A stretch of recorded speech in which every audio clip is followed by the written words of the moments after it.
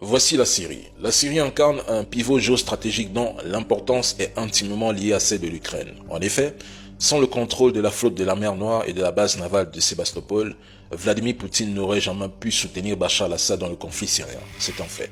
Cette connexion pourrait remonter aux accords de Kharkiv, signés le 21 avril 2010, à une époque où l'Ukraine était encore pro-russe. Ces accords permettaient à la Russie de maintenir sa présence militaire en mer Noire en échange d'une réduction du prix du gaz pour Kiev. La mer Noire constitue une artère stratégique et importante pour Moscou, garantissant sa capacité à projeter sa puissance militaire vers le Moyen-Orient et la Méditerranée, notamment en Syrie. Donc, perdre l'accès aux bases en Crimée aurait considérablement affaibli leur capacité.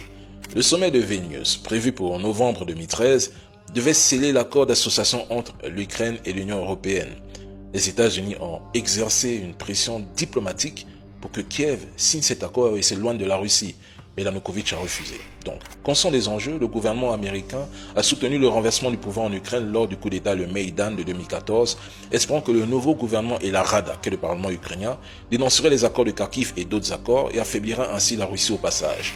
Mais Poutine, le génie, a organisé un référendum en Crimée, sécurisant ainsi ses positions stratégiques dans la mer Noire. Suite à cela, les États-Unis ont intensifié leur soutien à l'Ukraine. Dès 2014, les forces armées ukrainiennes ont été formées puis décorées par des hauts officiers américains et les services de renseignement occidentaux notamment, la CIA et le MI6, qui ont pris pied en Ukraine en installant leur base et le document est officiel et déclassifié. Pour nombreux, le 24 février 2022 marque l'invasion russe, mais pour moi, c'était une opération visant à contrer la stratégie de déstabilisation orchestrée par Washington. La Syrie, quant à elle, s'inscrit dans une lutte d'influence plus large. Pour Poutine, Bachar al-Assad représente bien plus qu'un dirigeant protégé. Il symbolise la résistance à l'hégémonie américaine et un levier pour renforcer l'influence russe au Moyen-Orient. En protégeant Bachar al-Assad, Moscou a non seulement maintenu son rôle d'acteur incontournable dans la région, mais a également consolidé ses alliances avec plusieurs pays arabes dont certains aujourd'hui font partie intégrante des BRICS. La chute d'Assad aurait non seulement affaibli la diplomatie russe, mais aussi porté un coup à l'image de Poutine en tant que contrepoids à l'impérialisme occidental. Poutine n'a pas d'autre choix que de protéger Bachar al-Assad et de briser ces groupes armés qui sévissent dans ce pays.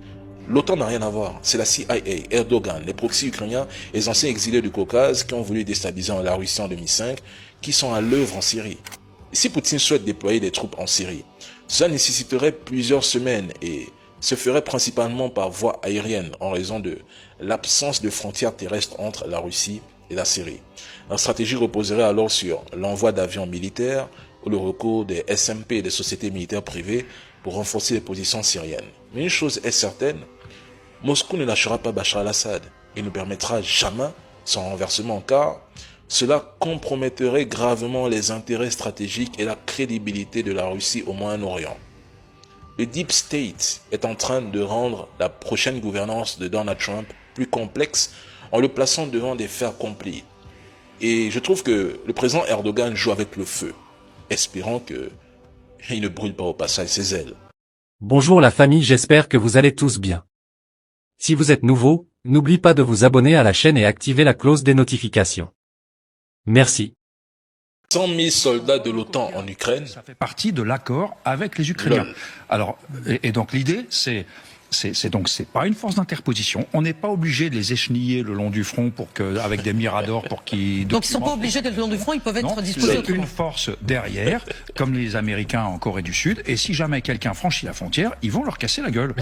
Déjà, rien que le fait de négocier avec Poutine représente une victoire pour la Russie et une humiliation pour l'Occident. Souvenez-vous, en 2022, les dirigeants occidentaux répétaient en boucle que personne ne négocierait jamais avec Vladimir Poutine. Et maintenant, ils négocient. Général Yakovlev, arrêtez la propagande. Vous faites comme si l'OTAN existe sans les États-Unis. 100 000 soldats, allons dans votre sens.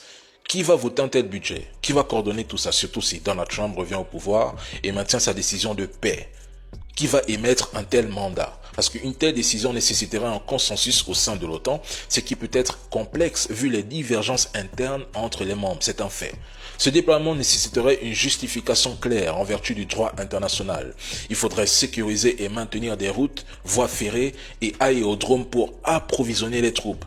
Il faudrait du matériel militaire, ce que vous n'en avez même pas, des approvisionnements en nourriture, carburant, uniformes, soins médicaux, une mobilisation massive d'avions, navires et convois terrestres pour acheminer troupes et équipements. Un déploiement de cette taille, je suis désolé, ça exige des renseignements précis sur le terrain et sans les États-Unis, sans Donald Trump, cette opération est vouée à l'échec. On vous chasse de l'Afrique et c'est en Ukraine face à la Russie que vous espérez un exploit? Mais je rappelle qu'une telle opération coûterait des centaines de milliards de dollars, nécessitant une coordination financière entre les membres de l'OTAN.